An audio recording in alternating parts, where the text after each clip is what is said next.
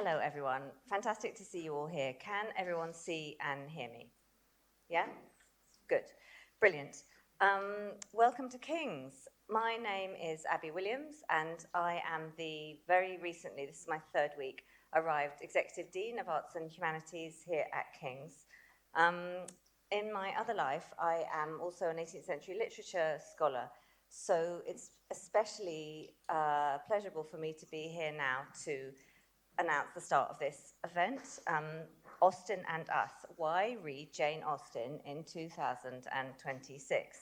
I myself have been teaching Jane Austen for 24 years and have found that there are always new things to say, new things to find in the novels, and to think about what they might mean for us now. And I hope that we're going to be exploring some of that through the conversation that we're having today. So, very big welcome to you all, and particularly to the school students who are here this evening. It's brilliant to see you here. Thank you for coming. And to everyone who's not part of King's and who has come from somewhere else, I hope that what we can start to do is what we'll be doing is partly making the case for why you should care about Jane Austen or be interested or enthusiastic in Jane Austen if you're not studying at a university, but just a normal person. So I hope this satisfies the Austen lovers, or the Janeites as they're sometimes called, and convinces the skeptics, and shows how we might think about the value, more broadly about the value of the literature of the past to the concerns of the present moment. It's 250 years since the birth of Jane Austen, and she continues to be beloved. This series is just part of a set of events that we've been hosting across the university to celebrate that big birthday. Lara's and the panel are going to explore some of the particular questions around Jane Austen and her popularity and her contemporary value in a minute. So my job is really to welcome you, to say, we're delighted to have you here at King's, and to introduce our fantastic and starry crew of speakers. So about our speakers. So Anni Domingo, there's Anni, is an actor, director and writer. As an actor, she's worked in America, Europe and Africa, and a whole host of UK theatres, including the National Theatre in Inua Elam's really successful Three Sisters. She was in the innovative Watermill Theatre production of Jane Austen's Mansfield Park. And she also writes. Her first screenplay, Blessed Assurance, has just been filmed and is out next year. Her debut novel, Breaking the Mafia Chain, was published in 2022, and she's on the sequel at the moment as part of her PhD, which she is studying here at King's. Tessa Hadley has published 8 novels, including The Past, Late in the Day, and Free Love, and 4 collections of short stories. Her novella, The Party, was published in 2024. She has short stories regularly in The New Yorker, and she was awarded a Wyndham Campbell Prize for Fiction and the Hawthornden Prize in 2016. Romola Garai is an acclaimed award-winning actor and film director. She's the star of the 2009 BBC Emma. She won an Olivier Award in 2025 for her performance as Annie III in The Years at the Harold Pinter, and was nominated Best Actress at the Evening Standard British Film Awards for her role as Bryony in Atonement. Romola won the British Supporting Actress of the Year Award for her role as Siobhan in Inside I'm Dancing, and was later nominated for Best Actress at the BAFTA Awards for her portrayal of Sugar in The Crimson Petal, and got 2 Golden Globe nominations for her roles in Emma and The Hour. And finally, Lara Feigel, our chair, is Professor of Modern Literature and Culture in the English department here at King's. She's the author of 6 works of cultural history and a novel, and her most recent book, Custody, The Secret History of Mothers, is out on the 29th of January. So thank you all for coming. Thank you for sharing this conversation with us, and over to you, Lara.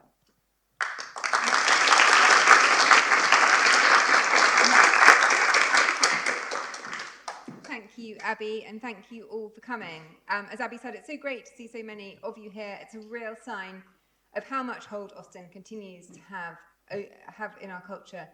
And today I wanted to use that energy that comes from that enthusiasm and interest, while also questioning who she is and why we carry on valuing her so highly. one of the things that an English degree does is teach you to combine things that you love and value with complex ways of interrogating them and putting them in different intellectual perspectives. So we'll also talk a bit about why study English at all. I think before we start, would it be possible for people at that end to just shuffle along a bit, because we will have a few latecomers, and be good to have some sort of edge seats, if that's okay? Maybe particularly in the back row, if that's okay, just to go in a bit. Brilliant. So I am going to start by talking to each speaker a little bit individually, then we'll have a general discussion, and then we will open to questions and be dashing around with microphones, so you'll get a chance to ask your questions too. So I wanted to start with Tessa.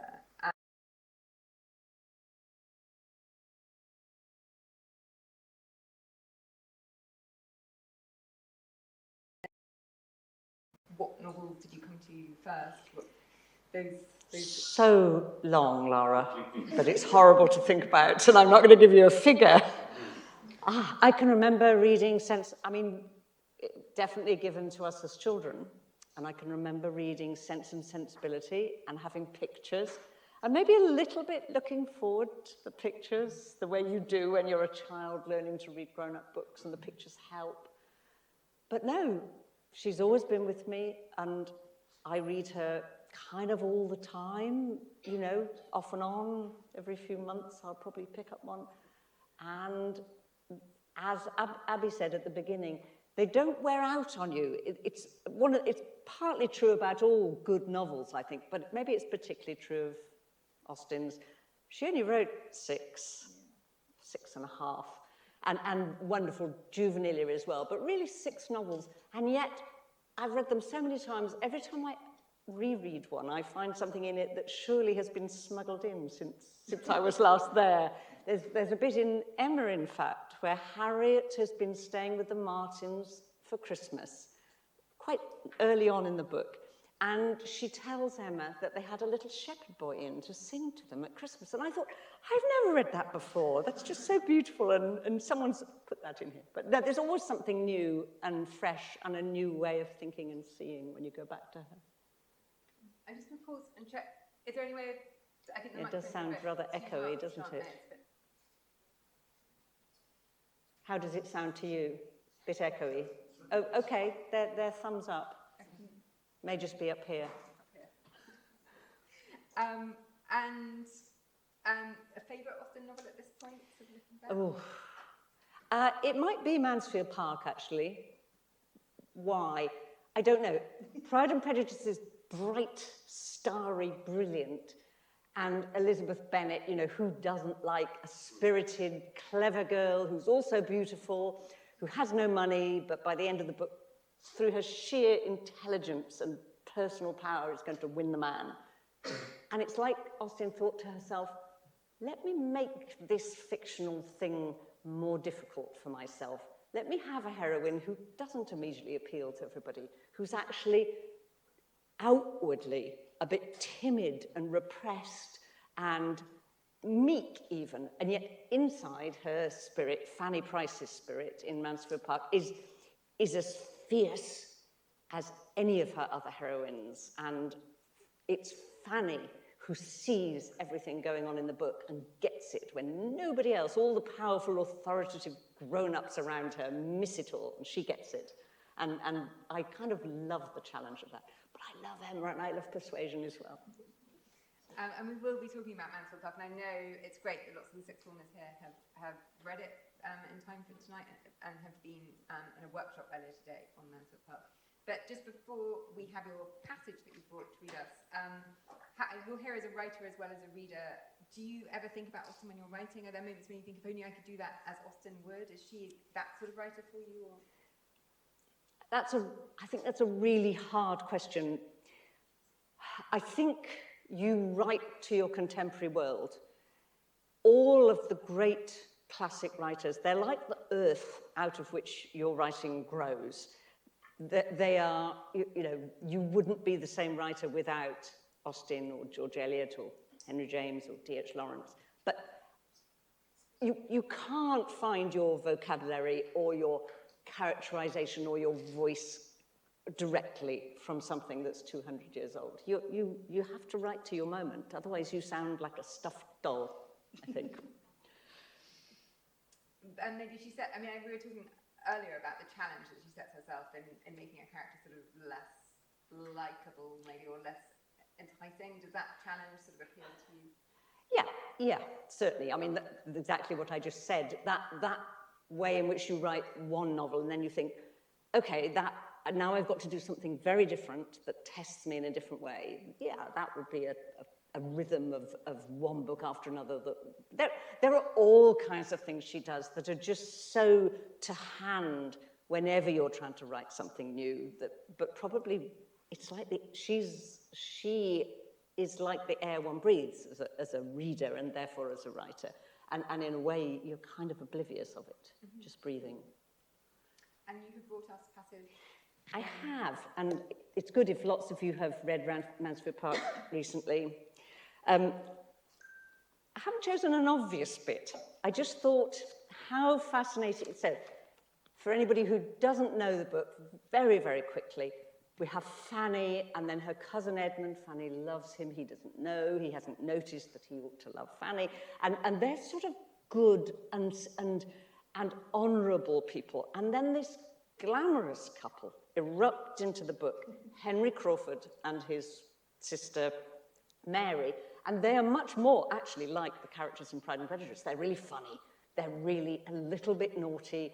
They're dynamic. They energize the whole sort of household. They're living just a short walk away across the park. Henry's a real flirt. He is very bad in his flirting with Maria, who is already engaged. He shouldn't be flirting with her. Then she's off the scene, and he decides to make little, meek, quiet, spiritual, inward-turning Fanny Price love him, really wickedly. And this is him deciding. And what's lovely is you can feel at once that this is really criminal, and you can feel that it's fun and that it brings a sort of spirit into the book. Henry Crawford had quite made up his mind by the next morning to give another fortnight to Mansfield. He looked round at his sister as he sealed and threw the letter from him, and seeing the coast clear of the rest of the family, said with a smile, "And how do you think I mean to amuse myself, Mary, on the days that I do not hunt? I'm grown too old to go out more than 3 times a week, but I have a plan for the intermediate days, and what do you think it is? To walk and ride with me, to be sure. Not exactly, though I shall be happy to do both. But that would be exercise only to my body, and I must take care of my mind. Besides, that would be all recreation and indulgence without the wholesome alloy of labour, and I do not like to eat the bread of idleness. No, my plan is to make Fanny Price in love with me." Fanny Price? Nonsense. No, you ought to be satisfied with her 2 cousins. But I cannot be satisfied without Fanny Price, without making a small hole in Fanny Price's heart. You do not seem properly aware of her claims to notice. When we talked of her last night, none of you seemed sensible of the wonderful improvement that has taken place in her looks within the last 6 weeks. You see her every day and therefore do not notice it, but I assure you she is quite a different creature from what she was in the autumn. She was then merely a quiet, modest, not plain-looking girl, but she's now absolutely pretty. I used to think she had neither complexion nor countenance, but that soft skin of hers, so frequently tinged with the blush as it was yesterday, there is decided beauty. And from what I observed of her eyes and mouth, I do not despair of their being capable of expression enough when she has anything to express. And he ends by saying she must have grown 2 inches at least since October, which of course she hasn't. And all kinds of lovely, do you want me to talk a little bit about it? Just lovely things in there. First of all, he's actually funny. She isn't making her villainous when he says things like, I don't want to earn the bread of idleness. I'm going to work to stay here. And then the work turns out to be making Fanny love him. You have to warm to him a bit even as you're saying, oh no, this is bad. And what else is interesting? I'm fascinated in Jane Austen by how everybody talks about women's looks. I mean, it's shocking to us, a little bit shocking. They praise her so factually. It's like there's a scene, isn't there, in Pride and Prejudice when Elizabeth and Darcy, when they're still enemies, they're sort of walking around the room at the Bingleys, and they're kind of assessing everybody's looks and saying, oh, she's got a nice eye and she has lovely hair, in a way that I've no doubt goes on now. But I think we keep it a little bit more under wraps or disguised, and we'd probably say, oh, she's got a lovely personality, whatever. I'm fascinated by that. They talk about it more and more on the next page. Mary's sort of saying, no, she really looks, it's just because she's got a new dress. And he's saying, no, she's come into her own beauty. And I don't know, something about Jane Austen, unmarried, smart, vicar's daughter, knowing how men might appraise women and in this predatory way, really, plan their downfall. It's just clever and kind of scary and a bit thrilling on the page. Thank you. And Annie, you have a long history with Mansfield Park. Yes. Do you want to come in and tell us a bit about the production you were involved in and its take on the novel? Yeah. I did a performance, a play, Mansfield Park, but it was looked at from a different point of view. I read Mansfield Park a long time ago, and it never occurred to me where did they get their money from. And there's a bit of it in it where they talk about Sir Thomas having problems with his plantation in Antigua. I go, plantation? That word alone should make us think, what does that mean? And we realize that his money comes from slave trade, from slavery, but it's never said, it is not mentioned. There's only once that the word slave or slavery is mentioned in Mansfield Park. But the whole thing about where he gets his money from and the whole thing that is keeping the family going is from this distant place where I think only Sir Thomas has gone and his older son goes with him at one time. And so I worked with a company where they decided to just open that gaze. They didn't change anything in Mansfield Park, but we just looked at what does it mean when he says he's going to Antigua. And they decided to use a device where, I don't know how many of you know about Mary Prince. She was an enslaved woman in Antigua at the time of the novel is set. And she came to England and fought for her freedom when they were trying to send her back. So she was a woman of spirit. And so they decided that in between some of the scenes from Mansfield Park, we would go to Antigua and see what was happening with the enslaved and how he got the money. So it were 5 black actors. So we played the Bertrams as well as the enslaved. And it was interesting to see what came from just opening that gaze and what the audience expected. So we toured what I call the Shire, so it's Oxfordshire, Hertfordshire, and so on. And a lot of these places, the people are very, very strong on their Jane Austen, and they have very strong opinions about it. And so we were ending up at the Windmill Theatre, but we went to all these different places. We went to 17 different places, a different place every day. So we had to pack up our stuff and go to the next place. And we started finding a pattern, because a lot of the places were small places.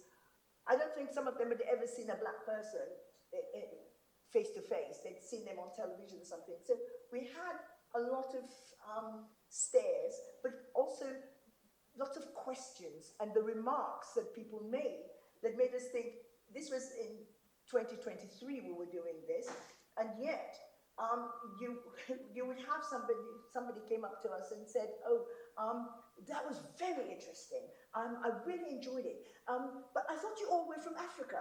And we went, well, maybe way back. He said, well, your English was so good.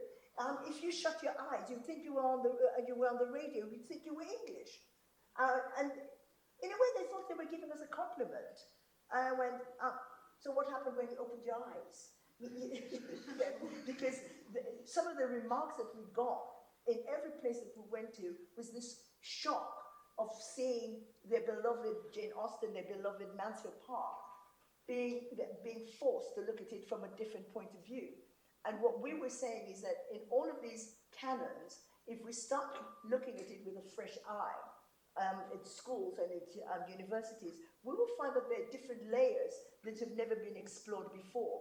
So we were exploring this, and it was very interesting because it was all outdoors. I think we only got rained out once, but it meant that we could see the audience as well as they could see us, and you could see the waves of feelings in the audience. And when the poster showed the house and the black girl as Fanny, and yet they seemed to be really surprised that there were black actors in the play. And we were using the African storytelling style. So we came in through the audience, and the first thing we did was we were in costumes that showed sort of African and West Indian print, so you had bright colors, except for Fanny, who had a white dress and a sash. And we walked through amongst the audience before we even started the play, and we had some people thought were bamboo, but it was sugar cane. And we said, this is what it grows like, this is what it feels like. And we gave them to look at, to feel it, and said, now imagine those people who had just a cutlass and would work for hours in the fields trying to cut down this for the sugar, because the whole process. So even before the play started, we were taking them into that world that the Bertrams don't think about but live off. And so it was a wonderful trying to get people to just think about what is in the book that is not said. I mean, we did not change anything. We did not do a new version. We used the words from the novel, but we just opened the gaze and just gave it that black gaze and say, just think about what that means. Yeah. And we talked in the discussions, the workshop earlier, my colleague Emrys was talking about the sort of dating of the novel and the question of whether it's post-abolitionist. How much do you feel that is kind of, we were talking about that scene, and maybe it's the scene you brought indeed. Yes. Maybe we should hear your reading. With Fanny. Yeah, yeah. Fanny, why don't we hear your reading and everything? Okay. It goes back to what you were saying about people starting to see Fanny in a different way. And she starts off by saying, I suppose I'm braver than other people. The evenings do not appear long to me. I love to hear my uncle talk about the West Indies. I could listen to him for an hour together. It entertains me more than many other things have done. But then I'm unlike other people, I dare say. Why should you say dare say? Do you want to be told that you're only unlike other people in being more wise and discreet? But when you did, or anybody, ever give you a compliment from me, Fanny, go to my father if you want to be complimented. He will satisfy you. Ask your uncle what he thinks, and you will hear compliments enough. And though they may be chiefly on your person, you must put up with it and trust to his seeing as much beauty of mine as in time. Such language was new to Fanny, that it quite embarrassed her. And then it goes on to say, oh, don't talk so, cried Fanny, distressed by more feelings than he was aware of. Well, she was in love with him, but he didn't know that. But seeing that she was distressed, he had done with the subject and only added more seriously, your uncle is disposed to be pleased with you in every respect, and I only wish you would talk to him more. You are one of those who are too silent in the evening circle. But I do talk to him, more than I used to. I'm sure I do. Did you not hear me ask him about the slave trade last night? I did. And I was in hopes the question would be followed up by others. It would have pleased your uncle to be inquired further. Oh, and I longed to do it, but there was such a dead silence. And while my cousins were sitting by without speaking a word or seeming at all interested in the subject, I did not like. I thought it would appear as if I wanted to set myself off at their expense by showing a curiosity and a pleasure in his information, which he must wish his own daughters to feel. So this is the only time when the word slave trade comes up, and you see the feelings of Fanny, that she's interested, she knows about it, but that other people around her were quite blasé about it and were not interested in talking about it at all. And there was Sir Bertram, who had been gone for almost a year away from the family, and yet they were not interested enough to find out what he had done or how it seems to him. Because most of the time, he's in England, and he has managers and people looking after his money. But the people who were reading this, because not everybody could afford a book or to read this, knew about the slave trade. They knew about slavery because it was set in 1810, and the whole thing about abolishing the slave trade started in 1807 in the Parliament.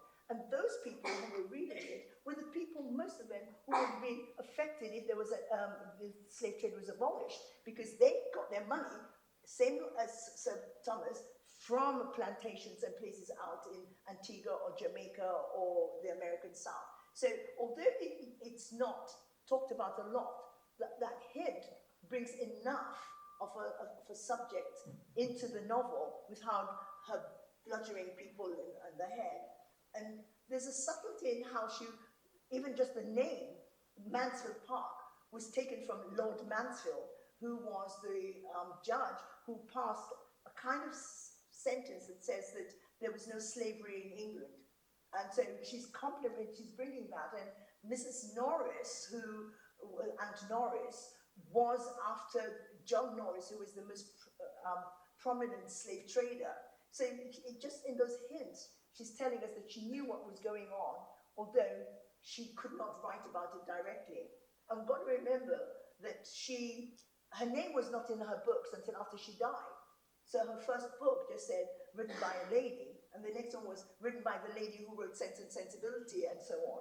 So when she was writing, she was in a way anonymous, but she knew what she wanted to say within the realms of what she was allowed to say. Thank you. I'd like to come back to Mansfield Park and slavery later. But now on to Emma and Romola, and I think you're here, we will know you as the star of that Emma, but pre that production, what was your sort of relationship with Austen growing up? Did you read her? Yeah, I mean, I did English A-level, so I did read Austen, maybe a bit unwillingly. I think that I had a sense that it was a kind of rarefied world and something that I didn't kind of really connect to, I suppose, as a teenager, as a young woman. But there felt like there was something not rebellious about her writing, which I didn't relate to. But I had this opportunity to kind of really study Emma and play the role in an adaptation. It was quite a long adaptation, so it was like 4 hours. So it wasn't one of those adaptations which is like just the love story and everything else is cut out. And I was really overawed, I think, by the humanity of her writing and by the sense that I had that she was this woman kind of alone in like a world that did not want her to write books, you know, and yet she did, and that she had a real love for people in their complexity. That's why her roles are great to play for actors, I think, because sometimes they're mean, sometimes they're stupid, sometimes they're cruel, but they're loved by her as a writer in their complexity. She's very generous, as you said earlier, and so I think that experience of playing the role and being involved in that adaptation gave me a real sort of awe, really, I think, for her as a writer, and I think I've understood maybe why people constantly return to her work, why people in this country are sort of obsessed with her work, because I think there's a real love for people in it. And I was interested, I was just rewatching your Emma in advance of this, and I'd forgotten how often she voices her thoughts in that. That felt like a sort of innovation of that production, and I think it's one of the aspects of the novels that maybe seems quite dated to us, is the way that she sort of writes out people's thoughts in quotation marks, and I like the fact that the production sort of continues that. How did that feel to do, to to kind of speak your thoughts aloud. Yeah, well, Emma is a very powerful character, and so that's always fun to play. And I hadn't really thought that, I suppose, until today, actually, but because I think I thought that Emma was a sort of act of wish fulfillment for Jane Austen. Like, what would it be like to be a woman who had so much power in the world? But today I was kind of thinking that when I played the role, it felt very close to a lot of what I imagine were Jane Austen's actual thoughts. I really felt sometimes that the sort of direct communication of the author. And I think that's because Emma is a writer. Like, Harriet is like a heroine that she's trying to make into, give her the perfect story. And there's an understanding of the kind of arrogance of a writer, really, like trying to craft everything into perfection, and the sort of stupidity of writers in trying to make the perfect story. But also, I suppose, the act of generosity in that as well. Like, I want to create perfect stories for my characters, but I'm always sort of chasing after what's right for them, because you're always trying to understand other people and failing. So yeah, that kind of access to her as a character is really there in our adaptation, and I think now I suppose I feel like maybe that some of that was Austen's actual voice coming through. Yeah, that's a really interesting thought. And yeah, I suppose relatedly, do you take, like, when you're acting in an adaptation like that, do you take your job to sort of put forward a kind of vision of the novel, to reinterpret it for a new age? What do you think the sort of role of these adaptations are in the culture? And the thing about Austen is there's no pressure, because you're not like, this is going to be the definitive version, because there's going to be another version next year. So you're relieved of the pressure of kind of like creating the perfect version of the novel. And I think, with that job and that experience of playing that character, if I had any intention at all, it was really just to, I suppose, transfer the experience that I was having to the audience, which is like, welcome to this world of like flawed people that are just like you and I, in spite of living in villages hundreds of years ago and having a very narrow vision of the world, but their curiosity and their humour and their failures are there to enjoy. And I was having that experience playing the role, and I wanted the audience to have that experience watching it. Right, and you brought us Yeah, a little bit from Emma, yeah.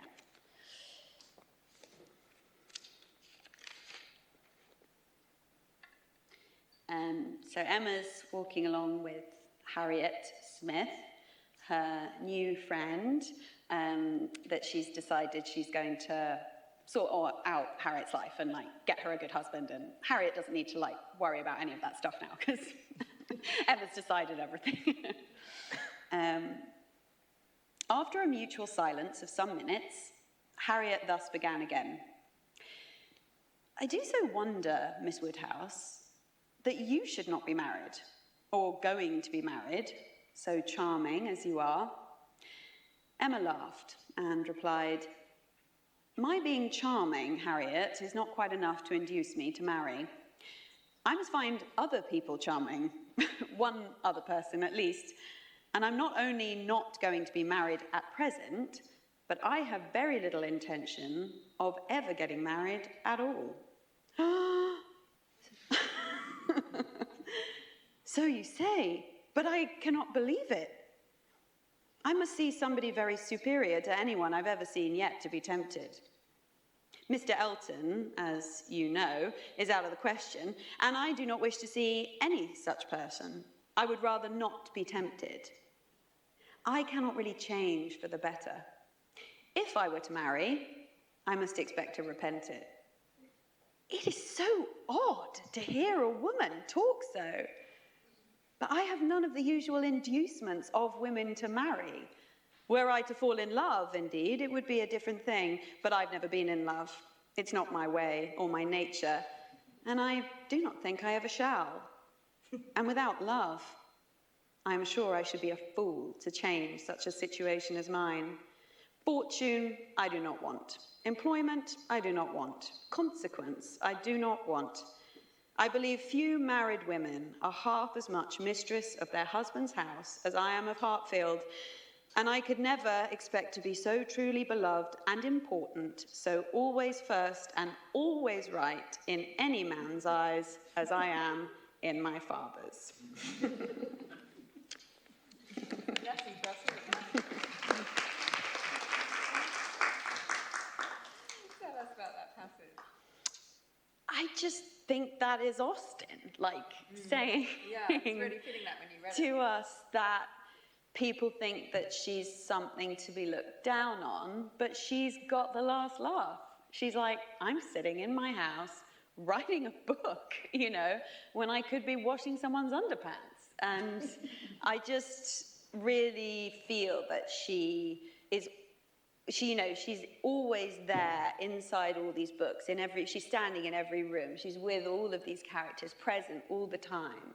And your extreme intimacy to her as a woman is why I think we keep coming back, because her personality and her wit and her humour kind of shines through the work.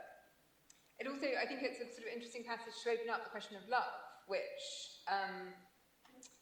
is so important. I was thinking rereading Mansfield Park, that at one point, I think Fanny's musing on Mary Crawford as a kind of moral being and thinks, well, her sort of moral asset is that she does genuinely love Edmund. Like, to be able to love is seen as a virtue. And there is the feeling, as in that passage, that marriage is a nightmare without love. Yet none of these people, it's a kind of romantic world in which people can actually marry for love. There's a totally realistic sense that most people can't. So what is the place, maybe Tessa, of kind of love in Austen's world? I mean, it's sort of the engine of the stories, and yet all the irony and the reservation are running alongside the hunger and the desire. And I mean, that bit from Emma, which is marvellous, she's so wrong. She just isn't seeing that she is going to want that. And there is a man whose approbation, whose attention she needs, but she hasn't noticed it. She's the opposite to Fanny, isn't she? Because she's sort of got so much authority and confidence and éclat and can't see anything. And Fanny's got none and sees it all. But love, yeah, I mean, they're intensely romantic novels, actually. I mean, they're full of sexual passion, I feel. I feel the physicality.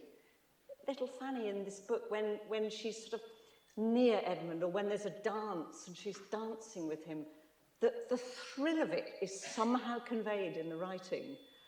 It's not quite that in Emma. It's more like when Mr. Knightley, who, no spoilers here, you know, is the man that she's got to spend her life with, when he tells her off because she's being absurd at one point, the pain of it, the kind of physical recoil in Emma, she's so ashamed of herself.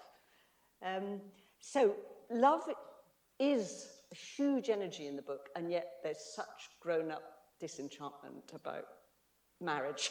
And nearly all the marriages in the book are pretty mismatched and unhappy and unsatisfactory, or at best a working compromise. So that's a beautiful kind of double pulse, isn't it, really?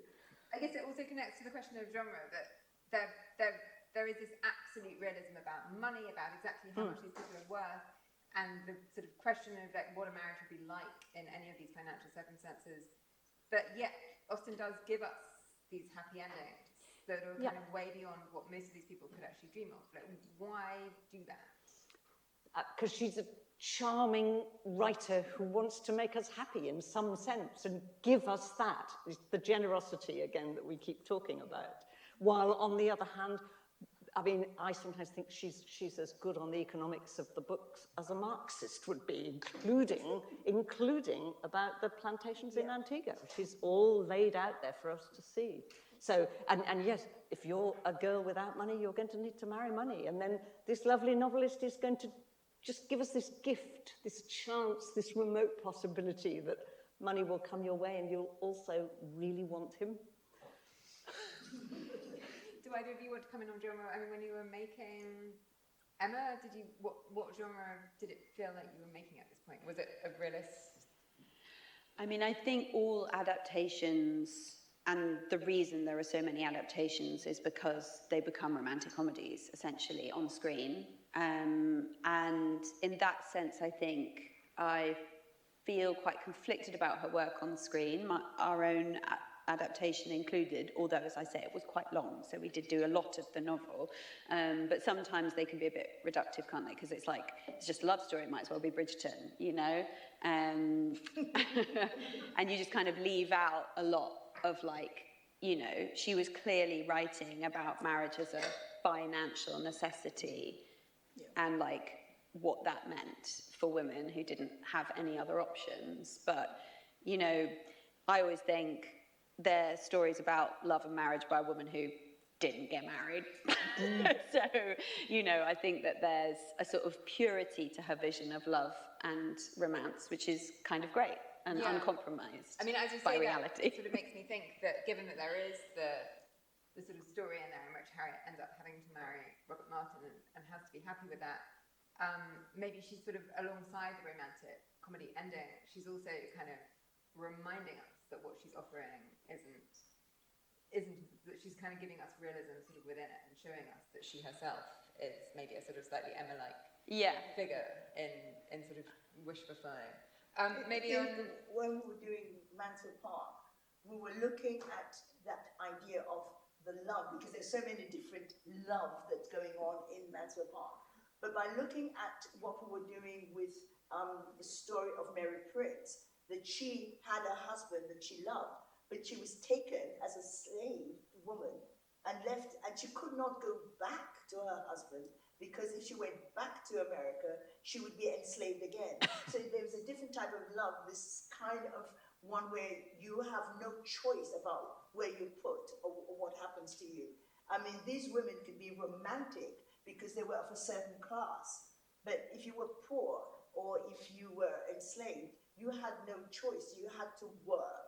You did not wait to marry money. You had to sort of find your life in different ways. And that was one of the things that we were bringing out in that version of Mansfield Park, saying what it means to be in this situation, and the whole class system that's not spoken about in a way. Yeah. And how does that relate to genre? What genre would you say, or do you think your play was quite different from the sort of filmic rom-coms in that respect? It was, I suppose, rom-com with depth, with a little bit of a kick, because it was saying, just remember that this is one style, one thing, but there is in the world this other side that is never looked at, and we're saying that they are side by side, but we only seem to look at one part of it and ignore the other part of what was in these people's lives. And even if you didn't take Mary Prince, if you looked at some other people, people who were their maids and so on in England, they had a completely different aspect of what they thought of love, and how their lives could be disrupted, their love could be disrupted by other people. They have no choice. Yeah. I then wanted to so Emrys, in his helpful lecture earlier, gave us a quote from Charlotte Bronte, where she'd been advised to read Austen, and she was sort of rather outraged when she tried. And she described Austen, she said, "I don't want to read any more of this. It's a carefully fenced, highly cultivated garden." She was sort of talking about everything that was outside it. And I think what she was responding to was the kind of emphasis on manners in Austen's world. And I was interested in rereading Mansfield Park by how close manners is to ethics in Austen's world, that the sort of relationship between etiquette and morality is so strong. I don't know if any of you want to, Tessa and I were sort of talking about this earlier, so we want to come in on that. Yeah, I mean, I think that's... Charlotte Bronte is just wrong about Austen, but that's fine. Charlotte Bronte is also a wonderful writer, and sometimes writers, they have to plough their own furrow, and they can't afford to see that other person ploughing their furrow. Austen is making a conservative with a small c case for good behaviour, in some sense, standing in for for an inner goodness. And I think Mansfield Park in particular, but actually in all the books, she studies very carefully how people's thoughtfulness in their manners and their attentiveness to the well-being of others, for instance, in a social situation which can look superficial at one glance, but how actually those things stand for what lies behind. Actually, I really think it's interesting to think about Sir Thomas Bertram, who has those plantations, who is not a bad man. He is not a slavering monster. He thinks he's principled. He thinks he's bringing up his family in a good moral system, but he is also blinkered, that's the word, and patriarchally unable to watch and see what's in front of his eyes and how his daughters are making a total mess of their lives. And one feels that tells us about how he can manage these double standards, that somewhere he goes to those plantations, sees what should be a nightmare to see, and thinks, this is just the rules of life, this is how it works, this is the world, and I am a grown-up man, and I will sort of buy that and go home to my family. And the book, in a way, interrogates the interiors and the hinterland of outward behaviours. What is interesting is that when he comes back, having seen all this horror, he does not talk about it himself. No. You know, No. he goes into, they have their dinner. He's more worried about what they've done to his study and getting people to put it back the way it was, than to say, I have seen so much. He's not going to say, I'm going to sell my plantation. You know, he's not going to change things. And if he's not going to change things, he's going to ignore it.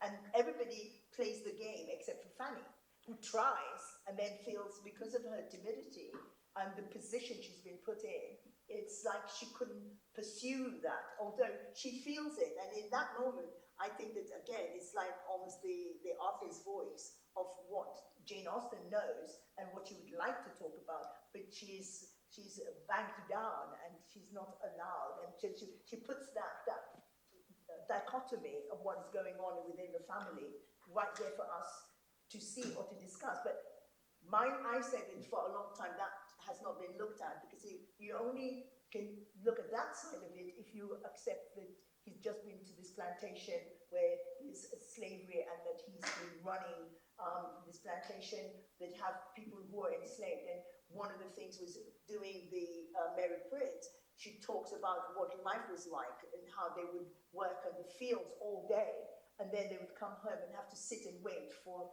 the overseer to tell them that they could go have some food and so on. They have food at the table in Mansfield Park. Nobody tells them that they have to wait, you know. So she puts that in without sort of banging it on the head, but it's there for you to find and for you to understand, and that's the beauty of it. I mean, Thomas does change by the end of the novel. At the beginning, you couldn't conceive of him as someone who would be glad that Fanny marries Edmund, and he is chastened by the end. And I guess the question is whether his time in Antigua is part of that process, whether he arrives back changed already, or whether it takes the Maria elopement. I think that part of it is the fact that his daughters just run away, Right. and it's the respect and it's all of that, you know. So it's more His world just collapses, Yeah. and not through the slavery thing, but in a sort of analogy that Jane Austen has put into the book, where the same pillars of the upright world that he has thought without penetration he can sustain all just fall down like so much rubble. They turn the normalness, the normality that he took for granted crumbles to a ruin, and he has to find his new, very chastened self among the ruins. And in Emma, the question of kind of manners, and did you find it sort of at all cloying, that being in this world in which it was kind of about politeness above all, but then there are these kind of moral catastrophes that sort of emerge out of it, but it's kind of about feelings of manners? I think that there are moments where she uses those ideas as interchangeable ones. Box Hill is the famous moment in Emma where she is very funny about Miss Spates, who's a character who doesn't have any power and money and status, but also very cruel to her. and she is both rude, impolite, and cruel. And I think that those ideas become kind of synonymous in Austen's mind somehow, like the contravention of social rules and also cruelty. But I think there are other moments where she rails against pointless separation of class. I mean, one thing that is really nice about Emma is that Harriet Smith is not her social equal. And although she patronizes her and definitely tries to like boss her around, I think she is also a good friend. And Austen is really good on female friendship. She gives almost all her female characters either sisters or prominent female friends, and often puts their relationships like right at the center of her books. And I think that Emma going to Harriet and saying, I got it wrong, and I made a mistake, and I patronized you, and looking at Harriet's little box of trinkets where she had all her love tokens in it, and saying, I'm sorry, and I've hurt you. I mean, we all know how hard it is to do those things, and at that time, to do that to a woman who is not your social equal, I think there's a lot of rebellion against the social order in Austen's work as well. Yeah, I thought that scene was and the scene as well where Emma apologises. She doesn't quite apologise in this page, but she sort of turns up with a gesture of apologising. Yeah, I actually read that today and I was like, she didn't actually quite say sorry, but she gets really close to it. She honours her with a visit. Yeah. I think Emma feels real contrition, but it never goes 100%. She's always making the next plan for Harriet's love life, isn't she? Even as she sort of apologises for having messed up with Mr. Elton. Yeah, I mean, I think she does. She unequivocally in the novel says, I've done wrong, and these are my flaws. And I think that is such a hard thing to do that I really admire her as a character. And she shows genuine self-reflection and sort of humility, really, which I think is really difficult. Yeah, she does. I've got time for her. She's also the most lovely daughter, which she doesn't make much of. She's always boasting about all her other accomplishments, but she's devoted to that terrible old father she has in the sweetest, most genuinely self-abnegating way. And I guess kind of emerging out of these questions, particularly maybe of your production, it's like, do you feel that Austen is engaged enough, I suppose, for our times in these larger questions of the slave trade, imperialism, the kind of questions of class that surround her? I think you're all making quite strong cases for this being implicit in her work, but do we want more from her? Is she the right author to be our kind of on the £10 note, like, or did she sort of fail in some way by not doing more of this, I suppose? I wouldn't say she failed, but I think that she could have done more, and yet she couldn't because of the times that she did almost the best that she could, you know. But I think that it is important that we talk about it, because if we're going about and saying that these books are the sort of top level of books that we could read and what it teaches us, and leave a section of it out, that is something else that she's teaching us about. And so we have to look at it. I mean, you know, you have certain authors like Shakespeare or Charles Dickens or people who have been brought up that these are the top notch, and we've got to learn from them. And there's a lot more in all of this, the works of these authors that we have to examine and not just bow down and say this is great. What else is there? And sometimes they're wrong, and sometimes they leave things out that you think, well, why didn't they talk about this, or why didn't they write about this? But giving us the chance to ask those questions shows our growth as well. And our perspective in a new age. Of course we see things differently, and that's our business to do that.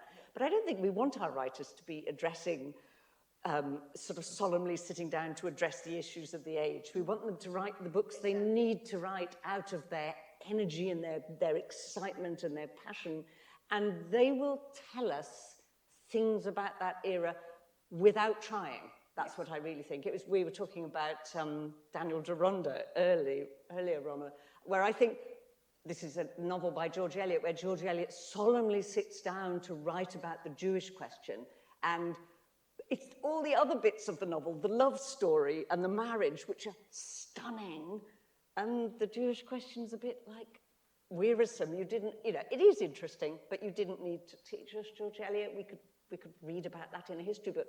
So I'm not sure I don't think the business of novelists or poets is necessarily to address the great issues of the age. And then they are addressing them sideways on, obliquely, anyway. So we can read Slavery through Mansfield Park and, the woman's issue through Jane Eyre, etc., etc. But that wasn't sort of what they sat down to do. I think as a writer, we've also got to be careful, modern day writers, that we're not so aware of all of these things that we're trying to write it in. Because all thinking, how will they think about it in 250 years' time? I don't care. Absolutely. I think about now, because sometimes you, as a writer, you sit down and you think, oh, I want to talk about this and that. And you go, oh, is that correct? Is that this? That's what Jane Austen had to do. And surely we should have gone past that, where we're being stopped from writing what we feel at that moment. That is our truth. And therefore, which is why I don't like it when you read some novels or they're going to do something and they start changing the words. I said, that's not what the writer wrote. They wrote certain things because that was of the time. And if people are offended by it, then that's good, because it brings up a conversation about why it needs to be changed. Why we don't want people using the N-word, for example, because that had a certain connotation. But if you remove it from the novel, you are being false to the writer. And I feel very strongly about that, because when we were doing Mansfield Park, there is a time when Mary Prince talks about being called by this N-word. And we had a long discussion about whether we should remove it or whether we should change the word. And I said, as a writer, I don't want to think that people are going to be changing my words because they think that I was wrong when I was writing what was real at that time, So it's looking at what has been written and being aware that things have changed, but it tells us about that era, it tells us about that time. And that's as much of the history as we get from them writing, not thinking about which deal am I going to, what situation am I going to write about, unless it pertains to the story. If it's not, if it's just outside of the story to make a point, then you're not being true to yourself as a writer. And Romola, do you think the adaptations will continue? Do we need them to continue? Should we be thinking about other things? I hope they continue.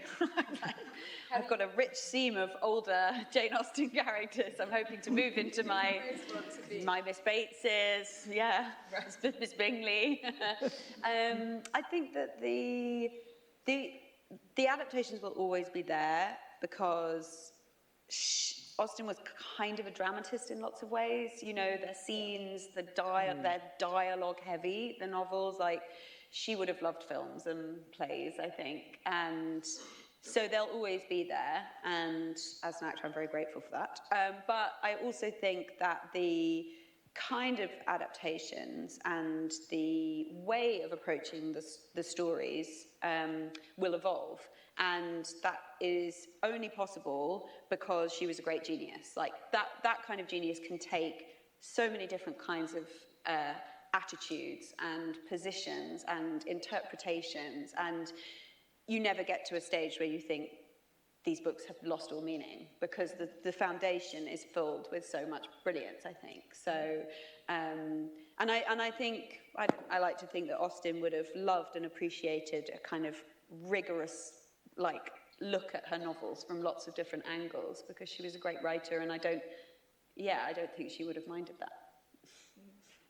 And Tessa, if it's not too big a question, Austen's place in the contemporary novel, do you feel there are any novelists who are sort of really writing in her wake, or does it feel like she's too unique for that?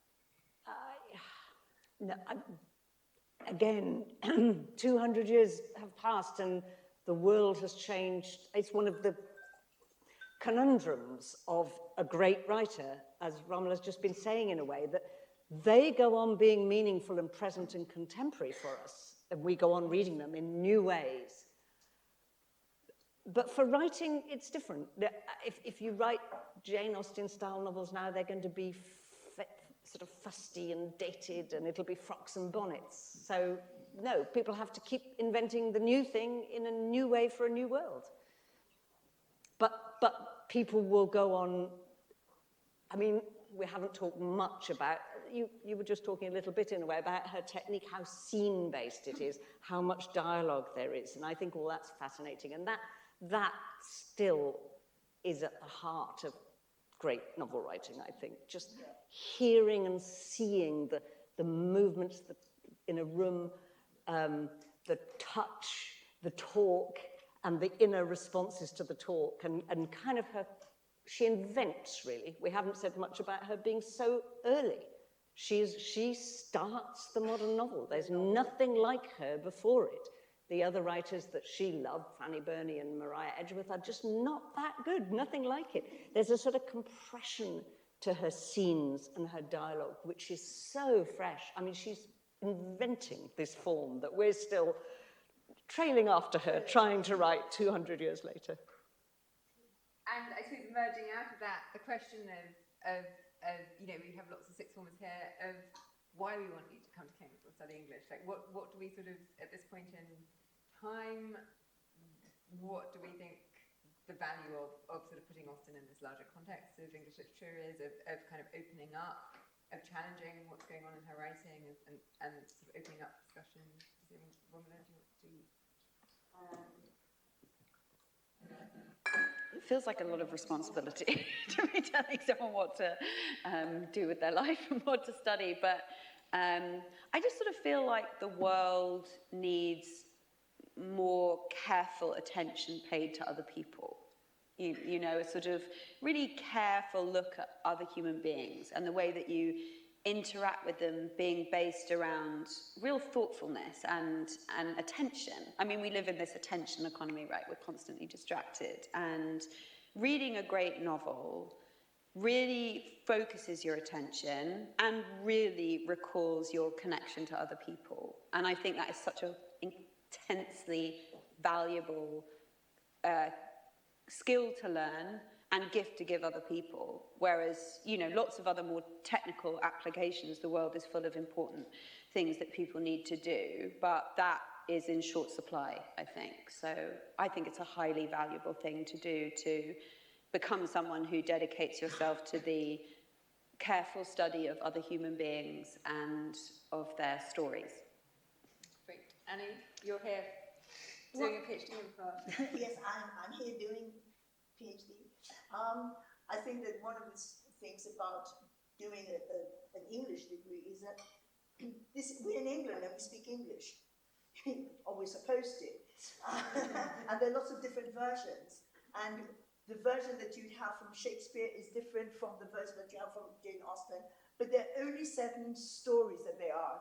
And so you start thinking about, how do I delve right into the middle of this and find, they're all stories. How do I become a great storyteller? How do I share views and thoughts and feelings in different ways? And I think when you start looking at great novels, great books, it gives you that connection that yes, I know who I am because I can see who that person is that they've written about. Oh, I can see that connection there. Oh, that's what I think. Oh, that's how I can deal with this. It gives you all sorts of ideas and connects you to people who've gone, but also some people, you learn empathy, you learn how to listen, how to appreciate other people's point of views, or you try to.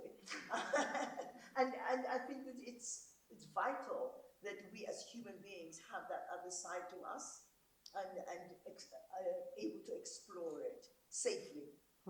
Yeah.